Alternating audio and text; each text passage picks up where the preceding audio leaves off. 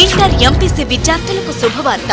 Inter తోనే air force, navy, army మరియు NDA ఉద్యోగాలు. ఈ ఉద్యోగాలకు తేజస్ డిఫెన్స్ అకాడమీ ఆధ్వర్యంలో 1 ఇయర్ కోచింగ్ ఇవ్వబడును. జనవరి 2014లో జరిగిన ఆర్మీ రిక్రూట్మెంట్ లో 6 టెక్నికల్, 1 జీడీ.